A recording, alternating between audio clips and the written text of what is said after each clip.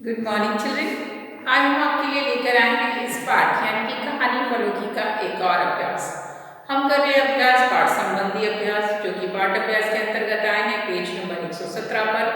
अभी इससे पिछले मॉड्यूल में हमने प्रश्नों के उत्तर किए थे जिसमें हमें कुछ शब्दों में ही हमने उत्तर लिखे थे और वो टेक्स्ट बुक में ही फिल किए थे। अब जो अभ्यास हम करने जा रहे हैं वो प्रश्नोत्तर पर आधारित है, परंतु जिनके उत्तर हमें वाक्यों में लिखना है यानी कि सेंटेंस पूरा वाक्य लिखकर ही उत्तर पूरे करने हैं। वो एक से अधिक वाक्यों में भी हो सकते हैं उत्तर। जितना प्रश्न में पूछा गया है वो हमको उत्तर में लिखना है। तो ये अभ्यास है पेज नंबर 117 पर दिया गया और इस अभ्यास में हमें करना है वाक्यों में उत्तर लिखना है। जैसा कि आप देख सकते हो यहाँ पर हमने लिख रखा है हेडिंग में कुछ वाक्यों में उत्तर दीजिए। तो पहला प्रश्न इन्होंने पूछा है, आम ने अपने विषय में अशोक को क्या बताया।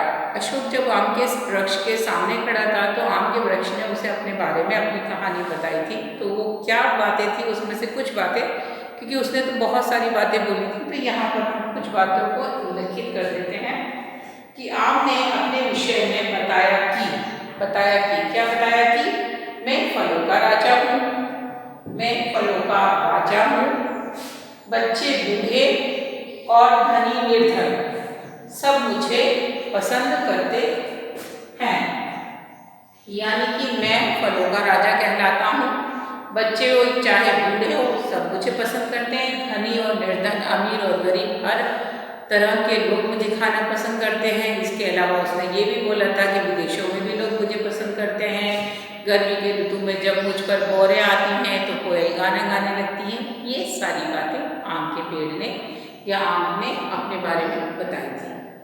तो यहाँ आपने कुछ बातें लिख ली हैं। अब दूसरा प्रश्न, सेब फायदेमंद क्यों माना जाता है।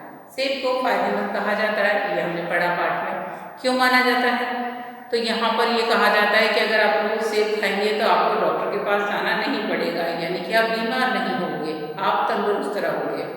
तो यहाँ उन्होंने यही पूछा है कि सेब फायदेमंद क्यों उन्हें जाना जाता है। तो लिखा है सेब को फायदेमंद माना जाता है क्योंकि सेब खाने से डॉक्टर के पास नहीं जाना पड़ता।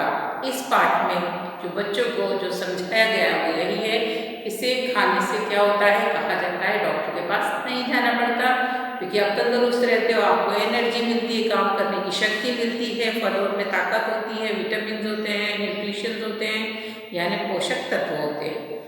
तो यहाँ आप बोलोगे कि सेब खाने का फायदा ये है कि सेब खाने से डॉक्टर के पास नहीं जाना पड़ता।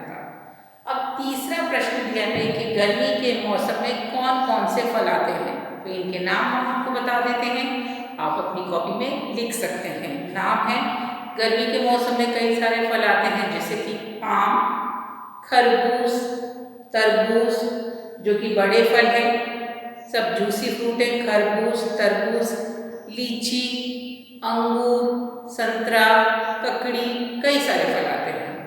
तो ये सारे नाम आप लिख सकते हो कि गर्मी में आने वाले प्रमुख फल हैं आम, खरबूज, तरबूज, लीची, अंगूर, संतरा और ककड़ी। ठीक है, ये नाम आप लिख लीजिएगा। अंतिम प्रश्न यहाँ दिया गया, बेदाना किसे कहते हैं। तो हमने पाठ में देखा था कि अनार के बारे में दो अनार की जातियों का इन्होंने वर्णन किया था। एक होता है मीठा अनार और एक होता है कंधारी अनार। तो जो मीठा अनार होता है ना वो बेदाना कहलाता है। यहाँ प्रश्न में आपसे पूछा बेदाना किसे कहते हैं, तो बेदाना का मतलब क्या होता है, बेदाना होता है मीठा अनार। तो मीठे अनार को बेदाना कहा जाता है और दूसरा अनार होता है कंधारी। तो इस प्रकार ये चारों प्रश्नों के उत्तर आपको पता चल गए हैं। दो उत्तर हमने यहाँ लिखा दिए हैं और दो उत्तर की हमने मौखिक चर्चा कर ली है जिन्हें आप स्वयं लिख सकते हैं। तो इन अभ्यास को, इन प्रश्नों के उत्तर जो वाक्यों में लिखना है उन्हें आपको कॉपी में लिखना होगा, उसे लेखबद्ध कीजिए और रहा आगे का अभ्यास उसके साथ हम आपसे फिर मिलेंगे। तब तक के लिए टेक केयर।